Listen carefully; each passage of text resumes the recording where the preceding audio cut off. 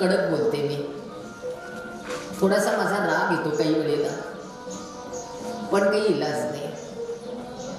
बायकांना माझ्या डोक्यातनं सध्या फार वादळ आहे.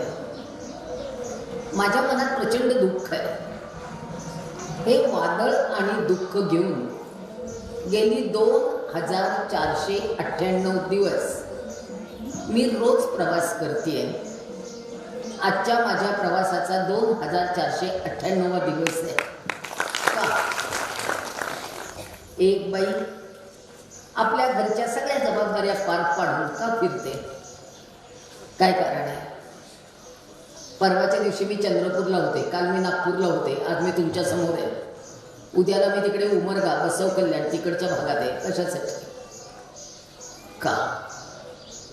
मुद्दाम कुठेही बिस्लरीचं पाणी पित नाही, प्रत्येक गावचं पाणी पिते मुलांना.